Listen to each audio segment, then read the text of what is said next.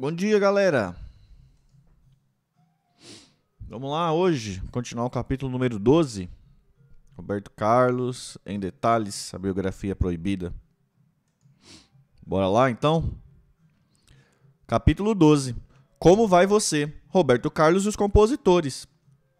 10 entre 10 compositores da música popular brasileira desejam ter uma canção de sua autoria gravada na voz de Roberto Carlos.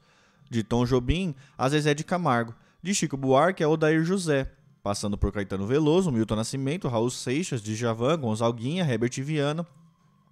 Todos mandaram canções para Roberto Carlos gravar. Mas, se muito foram chamados, poucos, mas muito poucos foram escolhidos pelo rei. Uma música de outro compositor tem de ter coisas que eu diria numa composição minha. Ela tem de ser compatível com os meus pensamentos, com a minha ideia. Eu tenho ouvido músicas lindas, mas quer dizer coisas que não são verdadeiras para mim, então eu não gravo. Mas a fila continua, e os que ainda não mandaram uma canção para ele pretendem mandar. Não sei quando Roberto Carlos vai gravar, mas eu vou fazer uma música para ele, afirmou o cantor-compositor Lenine numa entrevista em 2001. Eu tenho um sonho, mostrar uma música que fiz para Roberto Carlos. Até para ele dizer que não serve, mas acho que ele vai ficar amarradão, acredita Falcão da banda O Rapa. Eu já pensei várias vezes em mandar uma música para Roberto Carlos, mas sei que é um esquema difícil, lamenta Luiz Melodia. O cantor e compositor Sérgio Sampaio desejou tanto ter uma canção gravada por Roberto Carlos que chegou a fazer uma falando exatamente sobre isso. Meu Pobre Blues, lançada pelo autor em 74. Eu queria tanto ouvi-lo cantar. Eu não preciso de sucesso. Eu só queria ouvi-lo cantar o meu Pobre Blues e nada mais. Além de composições próprias, com Erasmo Carlos, o repertório do disco de Roberto Carlos sempre foi montado com o auxílio de outros compositores. Acontece que em 65, quando o cantor ainda não havia se tornado um fenômeno de popularidade, não havia essa história de os compositores fazerem músicas especialmente para ele gravar. Queriam entregar suas canções a cantores de maior nome, como Calbi Peixoto, Nelson Gonçalves e Emilinha Borba. Quando não era possível gravar com eles, aí sim os compositores procuravam outras opções, uma das quais podia ser até mesmo Roberto Carlos. Foi o caso, por exemplo, de Quero Me Casar Contigo, gravada por Roberto Carlos em seu segundo LP, em 63. Salve Pedralha, e aí mano, bom dia. Como é que tá? Tá de férias já nas aulas?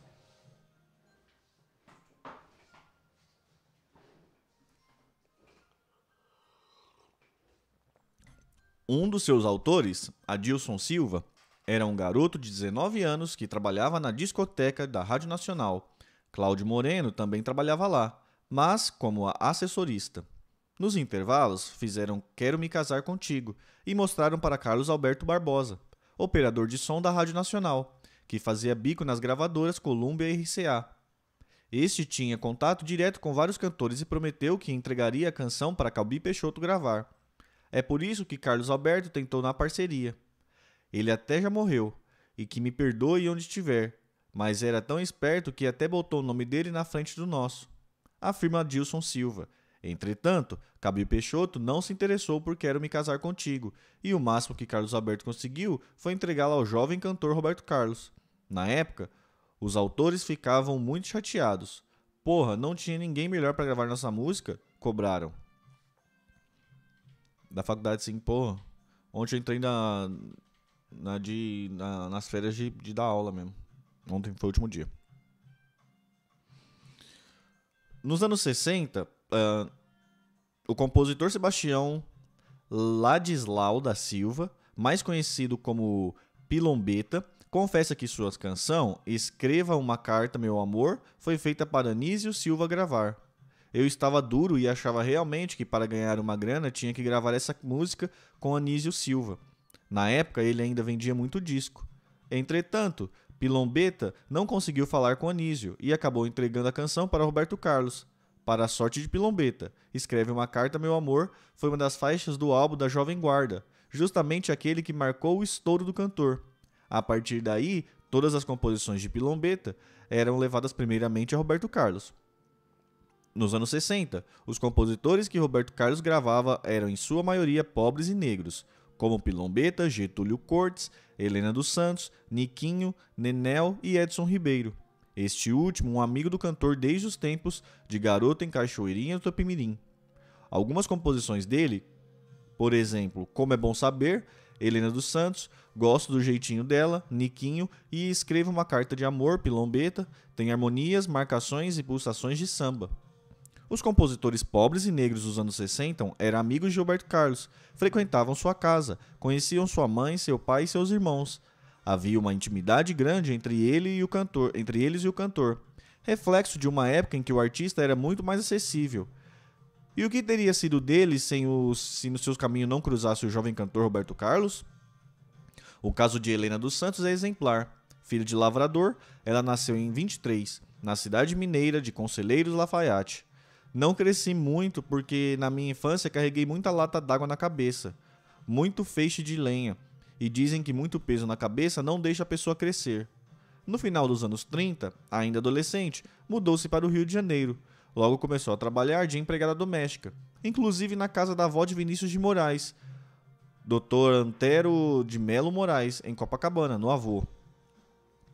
Helena dos Santos ficou viúva muito jovem e com 5 filhos para criar. Essa história de música surgiu na minha vida quando não tinha mais para o que apelar. Pedi a Deus um trabalho que me desse condições de criar meus filhos e comecei a fazer uns sambinhas.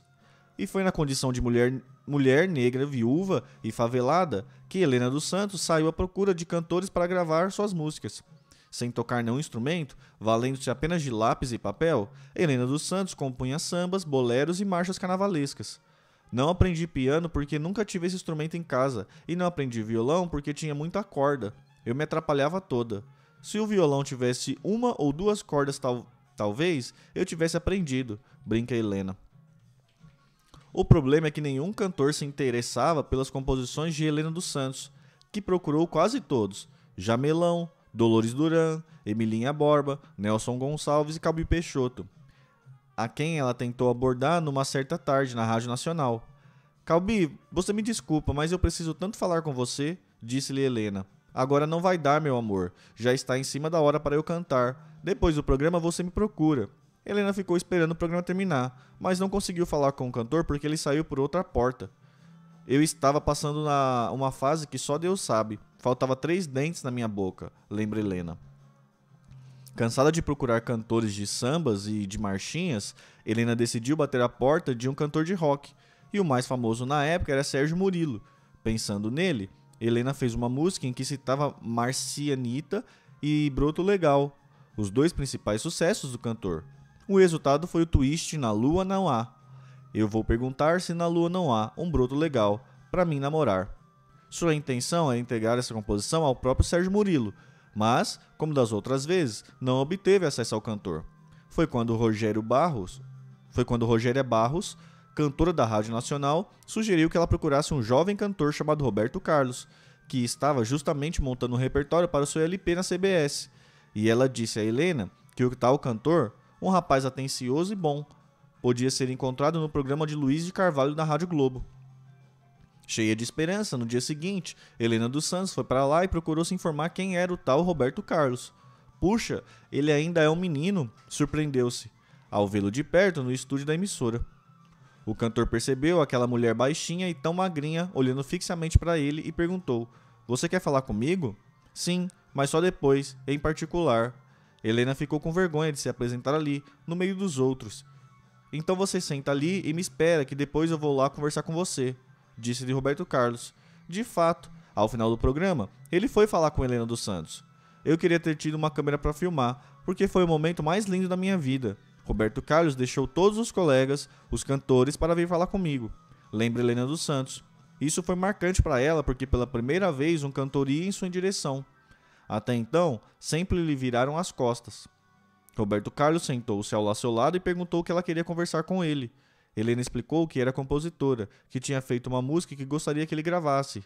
"É mesmo? Como é a música?" Helena entregou uma folha de caderno com a letra de Na Lua Não Há. O cantor leu e perguntou: "Por que na lua?" "Não sei, não fica bem?" "Fica ótimo. Essa letra é muito interessante. Canta a melodia aí que eu quero ouvir." Helena cantou 2, 3 vezes enquanto Roberto Carlos ia fazendo marcações rítmicas na perna. "Isso é um twist, dona Helena. Eu vou gravar com uma nave espacial Levantando, você vai ver, disse o cantor animado. E Helena dos Santos mal acreditou quando dias depois Roberto Carlos a procurou para que ela assinasse o documento de autorização da gravação. Finalmente, Helena dos Santos ouviria sua música gravada por um cantor. Para a sorte dela, Na Lua Não Há foi incluída no lado B de 78 RPM de Parei na Contramão, o primeiro sucesso nacional de Roberto Carlos. Por conta disso, o cantor passou a ver Helena dos Santos como uma espécie de talismã. Ele achou que Helena deu sorte e a partir daí sempre reservava uma faixa de seu álbum para uma composição dela. E às vezes, Helena só tinha a primeira parte da música e Roberto a completava. Noutras ocasiões, não tinha nenhuma composição de que Roberto gostasse, mas, para não deixá-la de fora do disco, Roberto fazia a música e botava o nome dela, como a Do Outro Lado da Cidade, do álbum de 69, e O Astronauta, do álbum de 70. O cerco dos compositores a Roberto Carlos começava na porta da CBS. Do lado esquerdo do prédio da gravadora ficava o posto Shell. Do lado direito, a cervejaria Minerva. Em frente, o tradicional café bar Novo Continental, do português Francisco, que servia uma popular sopa de entulho. Os compositores ficavam por ali à espera do cantor, que podia atendê-los ou não. De repente alguém gritava: "O homem chegou! O homem chegou!" E todos corriam em direção a dele. Roberto Carlos estacionava seu carro no posto de gasolina ao lado e já era cercado pelos compositores ansiosos para vê-lo. Uns entregavam fitas, outros pediam para mostrar a música ao violão. Roberto Carlos brincava com todos e prometia atendê-los assim que possível. Isso dá um bruto trabalho, mas vale a pena. De cada 100 músicas que me mostram, às vezes posso aproveitar uma, dizia Roberto Carlos na época. Lá dentro havia mais uma dezena de fitas deixadas por compositores que não puderam esperá-lo ou que as enviariam de outro estado. Ficávamos eu, Nenel, Luiz Airão, os compositores do Brasil inteiro ali na porta da CBS. Mais ou menos um grupo de 100 pessoas esperando a chance de mostrar uma música para Roberto Carlos no momento que ele chegasse. Lembra Odair José. E às vezes Roberto Carlos chegava e saía apressado e nem falava direito com a gente, mas era tão legal vê-lo passar. Ele era o nosso ídolo, diz o compositor Neonel.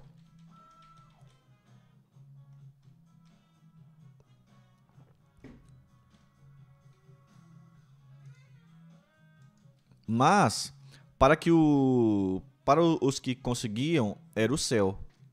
O compositor Ivor Lancelotti, por exemplo, autor de Abandono, afirma que comprou seu primeiro apartamento depois de que essa música foi gravada por Roberto Carlos.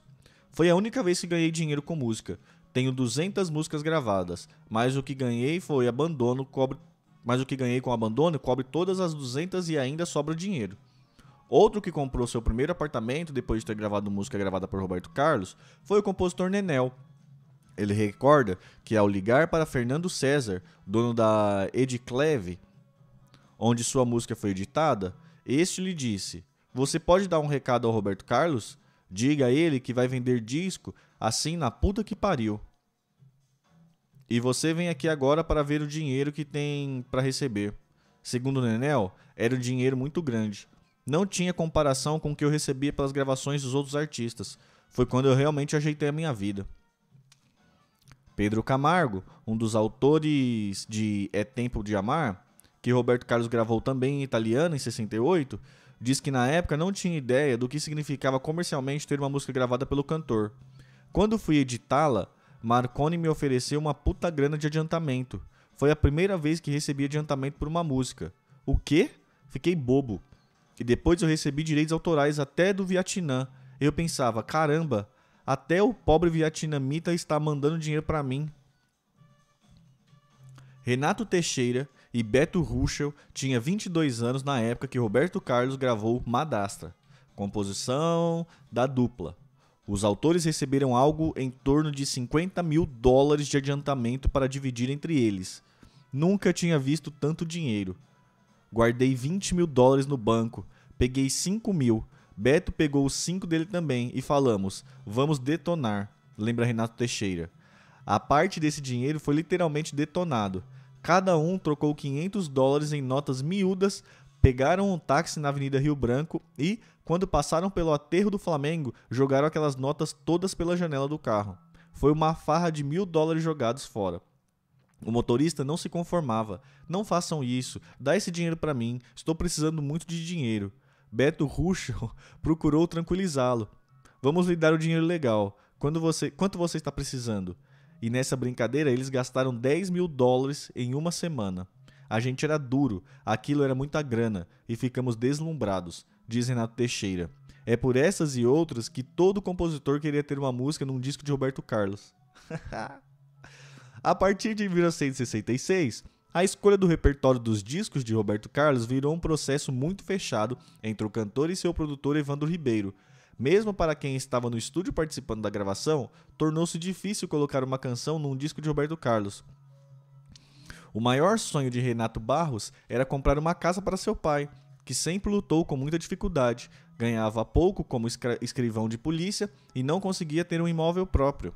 Então eu pensei, preciso botar uma música num disco de Roberto Carlos, e fiz Você Não Serve Pra Mim com esse objetivo, diz Renato. Mas ele tinha certa timidez com Roberto Carlos e, como todo tímido, não suportava ouvir não. Adotou então a seguinte tática. Preparou as cifras para o baixo, o órgão e a bateria e distribuiu para a banda durante o intervalo da gravação do LP Roberto Carlos em Ritmo de Aventura. E começaram a tocar aquela nova composição, enquanto Roberto Carlos estava na sala de Evandro Ribeiro. Quando o cantor voltou para o estúdio, se deparou com aquele som pesado, pulsante, tocado pelo Renato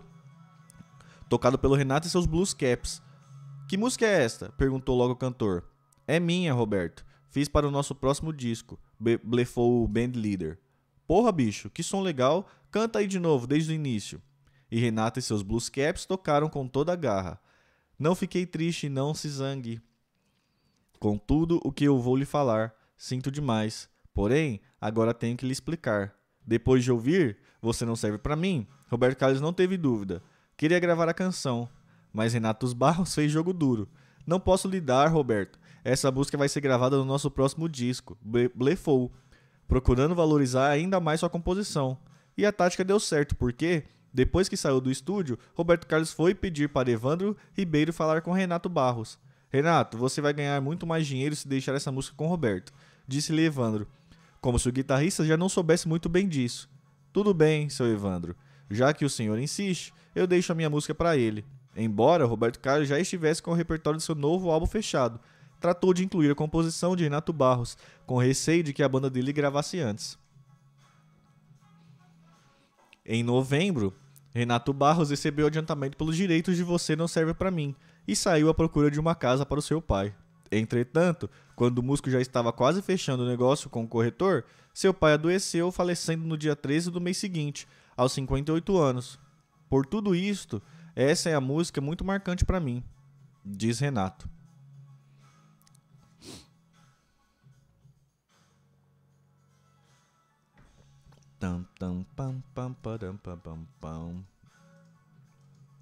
Quem também conseguiu emplacar uma música num disco de Roberto Carlos foi o bancário Donaldson Gonçalves, funcionário da Caixa Econômica Federal e muito amigo de Renato Correia, dos Golden Boys. Donaldson era um gordo e, em 66, um quase quarentão, mas depois do expediente no banco ficava sempre jogando pelada na praia com Renato e os demais garotos. Depois do futebol, o maior divertimento de Donaldson era a música. Nas mesas de bares ou em festas na casa dos amigos, gostava de exibir sua voz de tenor. Estimulado por Renato Correia, o bancário começou também a se aventurar pela composição, e juntos chegaram a fazer 2 ou 3 músicas, mas nada que os deixassem muito animados.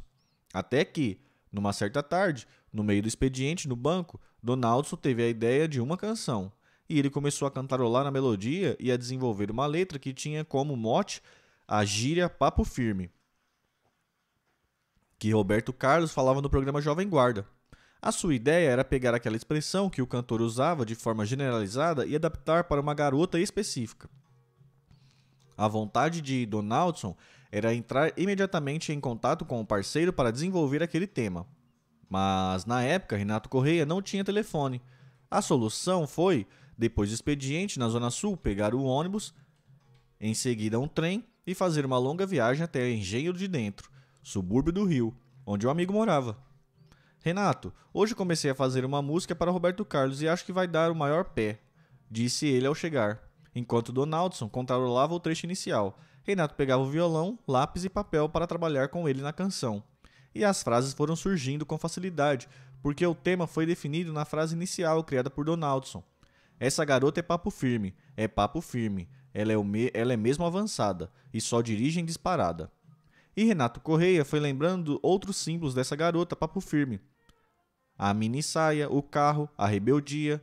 Nós concluímos a música até rápido demais, lembra Renato. Para o bancário, Donaldson Gonçalves valeu a pena o esforço daquela viagem, até o Engenho de Dentro. Ele saiu de lá tarde da noite, mas com a música pronta e a certeza de que ela chegaria até as mãos e ouvidos de Roberto Carlos.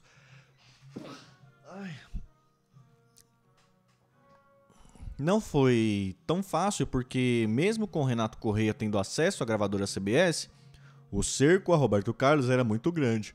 Eram vários compromissos e pessoas ocupando o cantor a todo momento. Além do mais, Renato Correia era muito tímido e não arriscava interromper nada do que Roberto Carlos estivesse fazendo. Mas a pressão era grande porque quase todo dia Donaldson ligava cobrando. E aí, já mostrou nossa música pro Roberto? Até que, numa certa noite de gravação na CBS, ele tomou coragem, se aproximou de Roberto Carlos e falou que tinha uma música para mostrar para ele.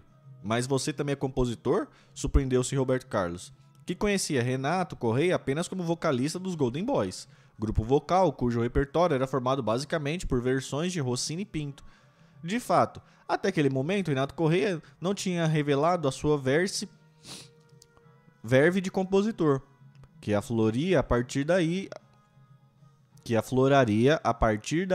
em canções como Eu Amo Demais, que seria gravada pelo próprio Roberto Carlos.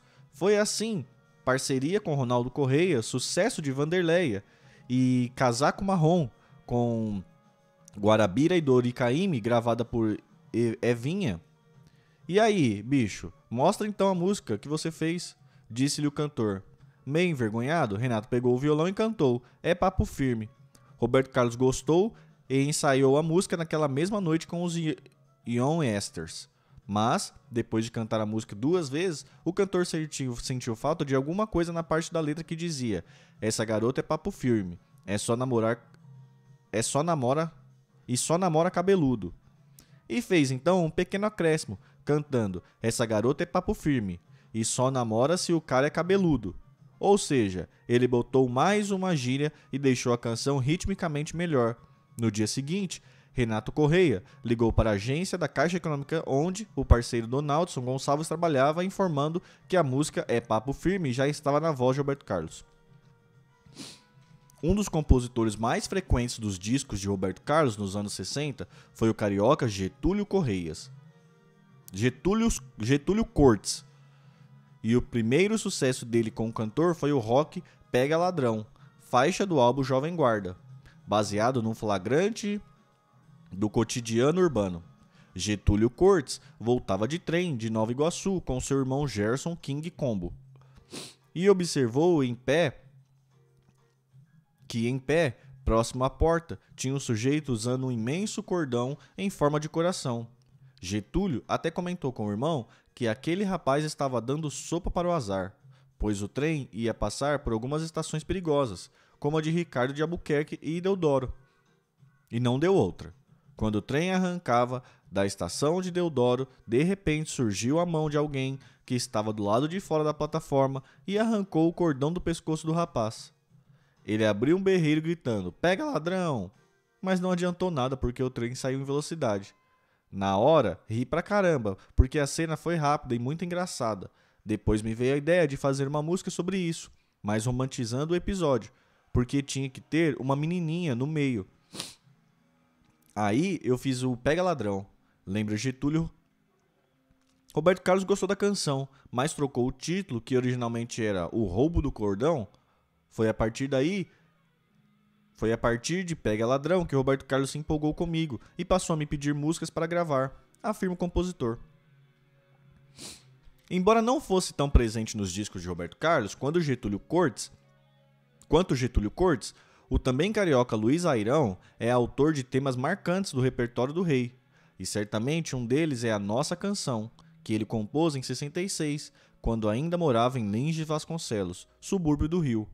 A música nasceu no final de tarde, em meados daquele ano, quando Luiz Airão chegou cansado do trabalho e foi descansar embaixo de uma mangueira que seu pai plantara em frente da varanda da casa. Anos depois, a casa foi derrubada para construírem um edifício, mas a mangueira continua lá até hoje, conta Airão. Naquele dia, Luiz Airão pegou seu violão e ficou exatamente embaixo da mangueira, se distraindo com algumas canções. Um dos temas que tocou foi Yesterday, dos Beatles, que na época estava nas paradas de sucesso. Luiz Airão gostava tanto dessa canção que, depois de tocá-la 2, 3 vezes, sentiu vontade de criar alguma coisa naquela linha romântica, saudosista, moderna e pop. Por que não compor a sua própria Yesterday?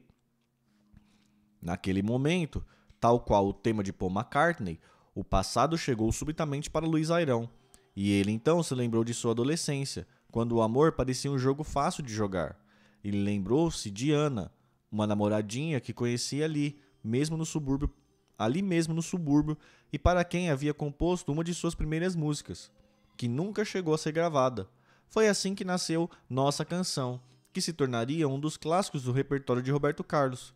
Olha aqui, preste atenção, essa é a nossa canção, vou cantá-la seja onde for, para nunca esquecer o nosso amor, nosso amor. O curioso é que não foi para Roberto Carlos que Luiz Airão pensou em entregar essa sua nova composição. Na época, o rei da Jovem Guarda ainda não estava identificado com o repertório romântico, porque seus principais sucessos até então eram rocks como Parei na Contramão, É Proibido Fumar, Lobo Mau e Quero que Vá Tudo para o Inferno. Não ocorreu a Luiz Airão que naquele momento da carreira de Roberto Carlos pudesse interessar em gravar uma canção tão lenta e romântica. Para quem então entregaria a Nossa Canção? O autor não tinha dúvida de que aquele era um tema ideal para o cantor Luiz Vieira, intérprete de todas as baladas, como Prelúdio para Ninar Gente Grande, Menino Passarinho, e Prelúdio número 2, Paz do Meu Amor. Para Airão, os versos e a melodia de Nossa Canção se adequavam perfeitamente ao estilo romântico de Luiz Vieira.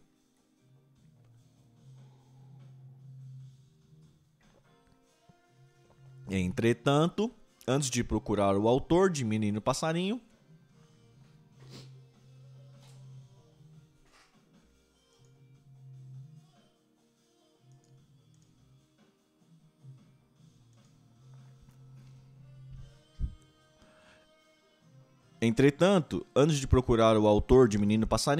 Luiz Airão ficou sabendo que Roberto Carlos estava no Rio e foi até a casa dele para lhe mostrar 1 ou 2 ou 3 rocks que tinha feito naquela linha de Quero que Vá Tudo para o Inferno.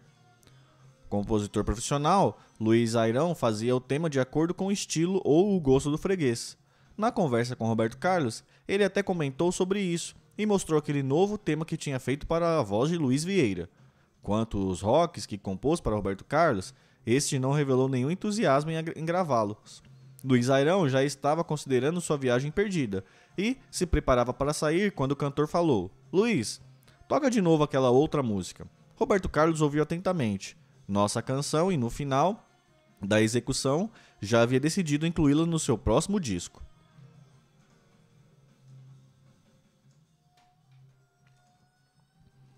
No dia marcado para a gravação, Airão foi para o estúdio da CBS acompanhar o trabalho.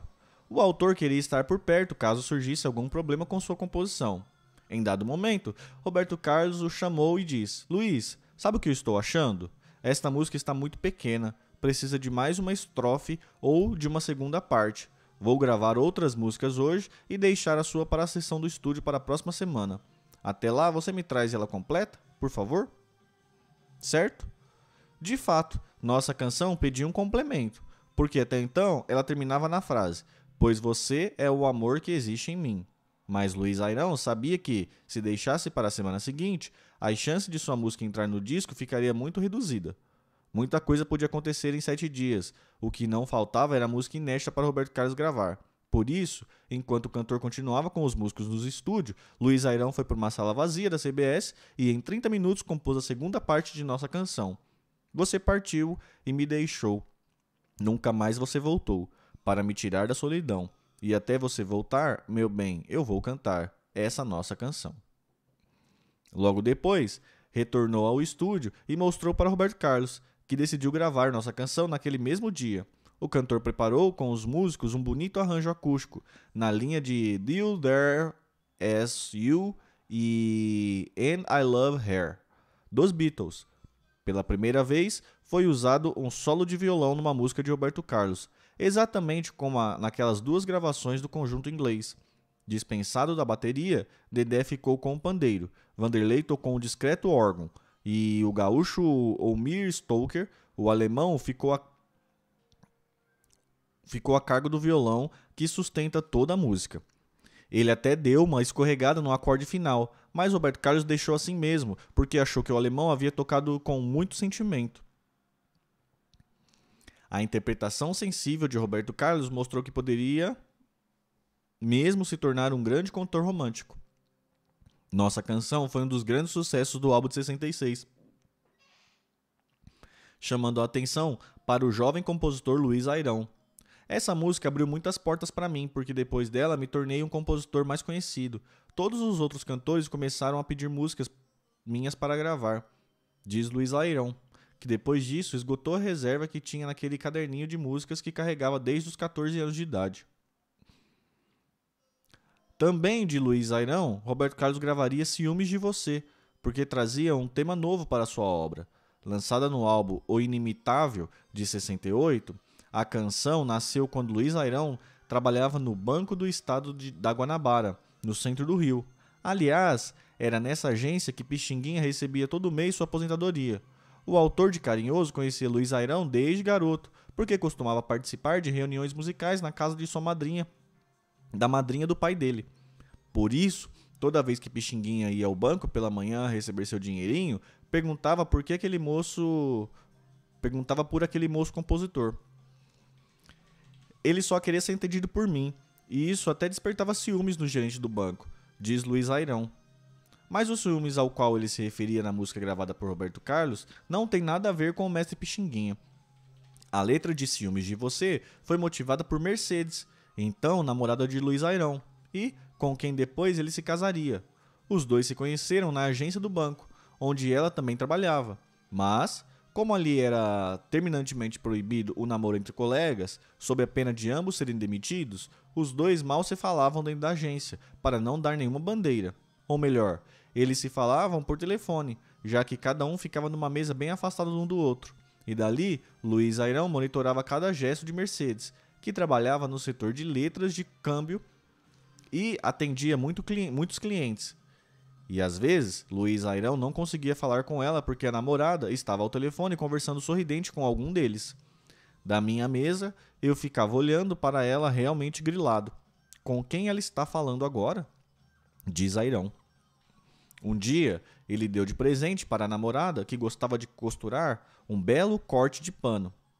Mas isso acabou deixando Luiz Airão ainda mais grilado, porque ela fez um vestido bem curtinho e foi com ele para o trabalho.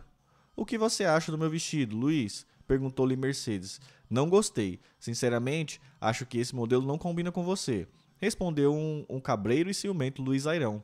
Pois tudo isso ele retratou na letra de Ciúmes de Você, canção que Roberto Carlos ouviu, gostou e imediatamente gravou. Se você põe aquele seu vestido lindo e alguém olha para você, eu digo que já não gosto dele. E você não vê que ele está ficando demodé. Mas é ciúmes, ciúmes de você, ciúmes de você. Uma das grandes canções do repertório de Roberto Carlos é O Tempo Vai Apagar, outra faixa do álbum O Inimitável, creditada a Getúlio Cortes e Paulo César Barros. Passei anos ouvindo as pessoas me elogiarem por uma música que não é minha. Essa obra-prima é do Renato, o mérito é dele, e eu não fiz nada nessa composição, afirmou Paulo César ao autor. De fato, O Tempo Vai Apagar é uma composição de Renato Barros em parceria com Getúlio Cortes, e a canção nasceu de uma forma curiosa. No início de 68, Renato estava a bordo de seu Impala, ouvindo no toca-fita a balada A Winter A Whiter Shade of Pale, grande sucesso de Procol Harum. Mas havia um problema em um dos canais do som do carro, e ele não ouvia o vocalista da banda, apenas a base instrumental da canção. Mesmo assim, estava tão bonito que Renato continuou ouvindo enquanto dirigia o carro, e logo começava a cantarolar uma nova melodia em cima daquela harmonia da canção de Procol Harum. E assim nasceu O Tempo Vai Apagar, que depois Renato Barros concluiu com uma letra em parceria com Getúlio Cortes. Foi Getúlio quem mostrou a canção para Roberto Carlos, numa tarde no estúdio da CBS, mas o cantor não demonstrou o menor entusiasmo pela canção, e quando isso acontece, ele não grava de jeito nenhum. Cantei desafinado para caramba, defendi a música muito mal mesmo, reconhece Getúlio Cortes. Roberto Carlos já ia saindo do estúdio quando Lafayette, normalmente uma pessoa calada, decidiu interceder pela composição. Roberto, preste mais atenção nessa música. Ela é linda, tem um estilo barroco. Olha só. E Lafayette tocou a melodia no órgão, criando bonitos acordes. Diante disso, a coisa mudou de figura, e Roberto Carlos se empolgou com O Tempo Vai Apagar. Pô, Getúlio, essa música é bonita mesmo, mas como é que eu ia saber? Você cantou mal pra caramba, brincou. Depois a canção ainda ganhou de Lafayette uma bela introdução no seu órgão Hammond, que não deixa dúvida da influência de A Whiter Shade of Pale. Roberto Carlos chorou no momento da gravação.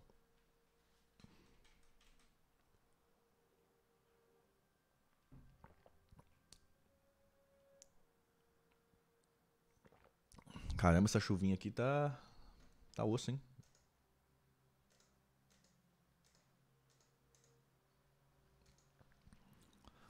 Na época, Paulo César Barros tinha 17 anos e estava preparando seu casamento. Como o irmão mais velho, sentindo-se ainda mais responsável por ele depois da morte do pai, Renato Barros decidiu ajudá-lo dando-lhe a autoria da canção. Na época, eu já estava mais bem encaminhado na vida e achei que aquela era uma maneira de ajudar um pouco meu irmão, diz Renato. O pior é que depois os dois ficaram 20 anos sem se falar exatamente por causa da parceria de O Tempo Vai Apagar. Em 83, Renato e seus Blues Caps participaram de um programa de televisão em São Paulo, quando foi pedido a Renato Barros que lembrasse trechos de canções dele gravadas por Roberto Carlos, e ele citou Você Não Serve Pra Mim. Não há dinheiro que pague, maior que meu amor, e num lapso, O Tempo Vai Apagar.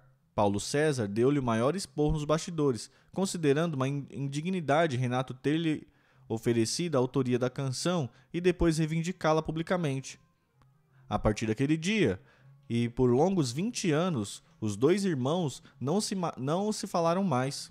Cabia a mim revelar, como estou fazendo agora, se aquela música era do Renato ou não. Ele jamais deveria ter tomado aquela atitude, afirma Paulo César Barros.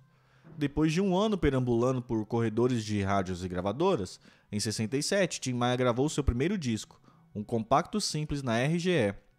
Nada aconteceu e o artista foi dispensado. No ano seguinte, conseguiu a chance de lançar outro compacto, dessa vez pela CBS. Mas, para isso, tive que ir procurar a Nice, afirma Tim, que certa vez soube que a mulher de Roberto Carlos estava hospedada no Hotel Excelsior, no Rio, e foi lá tentar falar com ela. Devia ser mais fácil falar com ela do que com o cantor. Era uma mulher bonita, estava chegando da praia, de maiô, e eu com 10 Dexanil na cabeça. Sabe aqueles comprimidos de coraçãozinho verdinho? Nice já tinha ouvido falar de Tim Maia e não se assustou. Ao contrário, pediu para ele subir até o apartamento, sentar, se acalmar e desabafar. E Tim contou novamente toda aquela história de que ensinou Erasmo a tocar violão, que conhecia Roberto Carlos desde a adolescência, que os dois participaram de um conjunto vocal, que o cantor comeu 2 anos na sua casa, enfim, e que agora ele precisava da ajuda de Roberto Carlos para gravar um disco. Nice ouviu atentamente a história e prometeu que falaria sobre o caso com o marido, e falou o mesmo, porque logo depois Roberto Carlos pediu para Tim Maia gravar sua voz numa fita para ele indicá-lo ao chefe da CBS, Evandro Ribeiro. Ouviu, gostou e autorizou Tim Maia a gravar um compacto simples com as faixas Meu País e Meu Sofrimento, ambas do cantor. Entretanto, o disco não fez nenhum sucesso. Tim Maia fez muita confusão e acabou dispensado pela gravadora. Naquele mesmo ano, em 68, canções de Tim Maia foram gravadas por Erasmo Carlos, no LP Erasmo Carlos, e por Eduardo Araújo, LP A Onda é Bogalô. E nenhuma delas também obteve qualquer repercussão. E assim, a década de 60 chegava ao fim e as coisas continuavam difíceis para Tim Maia. Enquanto companheiros da Tijuca, como Roberto Carlos, Erasmo e Jorge Ben, já faziam parte da história da música popular brasileira, Tim colecionava uma série de fracassos, se sentindo cada vez mais feio, gordo e pobre. Seu objetivo imediato em 69 era pelo menos colocar uma canção no disco de Roberto Carlos. Ele sabia que, gravada pelo rei, sua música podia alcançar a repercussão que não tivera até então nos discos dele e de outros cantores. Além do mais, esta era a oportunidade que ele vislumbrava de ganhar uma boa grana o mais rapidamente possível. E o momento era o mais indicado, pois Roberto Carlos estava em plena fase soul, ouvindo muito James Brown, Wilson Pickett e outros músicos que Tim Maia já conhecia muito bem. Entre as composições que tinham na época, Tim apostou suas fichas na balada Você, que ele tinha feito no ano anterior para o disco A Onda é Bogalô, de Eduardo Araújo. Você é mais do que sei, é mais que pensei, é como eu sonhava. Você é algo assim, é tudo pra mim. A canção estava praticamente inédita, pois passou despercebida juntamente com todo aquele disco soul de Eduardo Araújo. Tim Maia achava aquela composição muito boa e tinha certeza que ela seria sucesso na voz de Roberto Carlos. Então pegou a fita com a gravação de Eduardo Araújo, pois queria que Roberto Carlos ouvisse aquela versão, já sugerindo o arranjo de cordas e metais. Mas quando Tim Maia ligou para Roberto Carlos, esse disse que não podia ouvir a fita naquele dia, pois sua aparelhagem de som estava quebrada. Sabe o que eu fiz? Eu peguei o gravador de rolo de Eduardo Araújo, botei nas costas e levei até a casa de Roberto no Morumbi. E, lá chegando, enquanto você rodava no toca-fita, Nice balançava a cabeça afirmativamente, aprovando a canção. Nice me deu a maior força naquele dia, afirma Tim Maia. Mas Roberto Carlos tem lá seus mistérios e não se interessou pela balada Você, principalmente porque já tinha sido gravada por Eduardo Araújo. Entretanto, o esforço de Tim Maia não seria em vão, porque logo depois da negativa de Roberto Carlos, lhe fez um pedido. Tião, faça uma música sobre um cara que não quer mais ficar com a menina. Eu preciso de um tema desse para meu próximo disco. Faça isso que eu gravo. Roberto Carlos queria um tema semelhante a Você.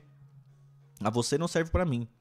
Composição de Renato Barros, que foi um dos seus grandes sucessos. Ou seja, uma canção forte, agressiva, oposta à exaltação amorosa da balada Você. Tim Maia saiu daquela mansão do Morumbi bufando com um pesado gravador de rolo nas costas. E no dia seguinte, com raiva e determinação, pegou o violão e compôs o soul Não Vou Ficar. Há muito tempo eu fiquei calado, mas agora resolvi falar. Não tem mais jeito, tudo está desfeito, e com você não posso mais ficar. Naquela mesma semana, ele voltou à casa de Roberto Carlos e mostrou a nova composição, já indicando as nuances do arranjo vocal e instrumental que a canção pedia. Para sua sorte, era exatamente aquilo que Roberto Carlos queria para seu novo disco. E foi assim que, ao apagar das luzes da década de 60, Tim Maia finalmente sentiu o gosto do sucesso que seus companheiros da Tijuca já saboreavam há bastante tempo. A faixa Não Vou Ficar foi um dos grandes destaques do álbum lançado por Roberto Carlos no final de 69. E ali, finalmente, o Brasil foi apresentado à música soul do carioca Tim Maia, que a partir daí viu muitas portas se abrirem. O resto, como se diz, é história. Depois de percorrer com seu grupo algumas cidades... Peraí, deixa eu ver.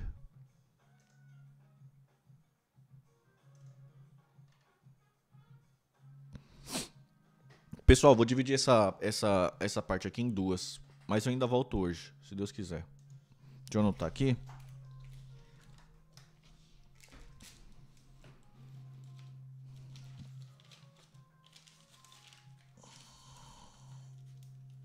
Preciso acabar esse livro rápido, gente.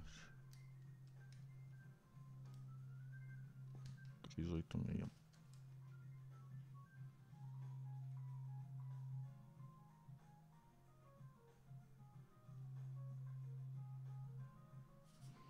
Beleza? Vou lá e depois à tarde eu volto aí, sem falta. Beleza? Tamo junto. Valeu quem ficou aí até agora. Falou!